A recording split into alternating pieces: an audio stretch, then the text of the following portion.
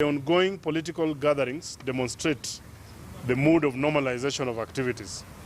It is double standards to ban football games, an economic activity to many, especially the youth, while the huge political gatherings are facilitated by the same government.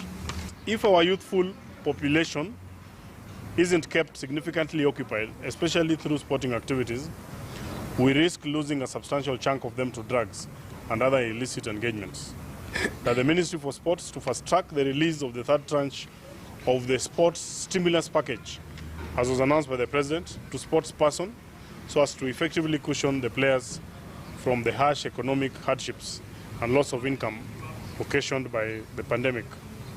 Lastly, we note with a lot of emphasis that a majority of youths are employed through sports, especially football. They have been jobless for the last 6 months, a wasted career duration, particularly considering that sports depend on age. Anything short of getting them back on track is a waste we cannot afford.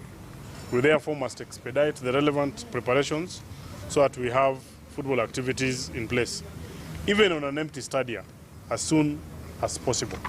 We are risk falling behind the FIFA schedule.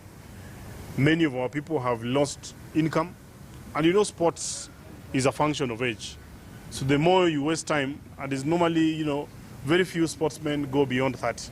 So it's really a time that we need to have protocols so that football can resume in earnest. The government really needs to open up the sporting activities so that our youth can engage in those sporting activities with the guidelines in place, and the police are restrained from, harassing them as they engage in sports. COVID-19 disrupted a lot of things, including the sporting activities, and the people who have suffered most are people in constituencies such as ours.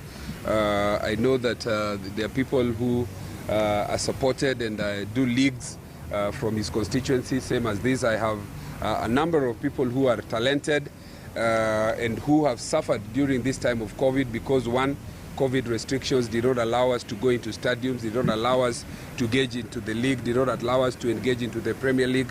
And since things are beginning to open, I think I support the idea that as they think about schools and guidelines on how resumption can take place, let us also have guidelines and regulations and an immediate return to the people and the young people, including those of my constituency in Mathare, so that they can be able to go back to their leagues, promotion of their talent.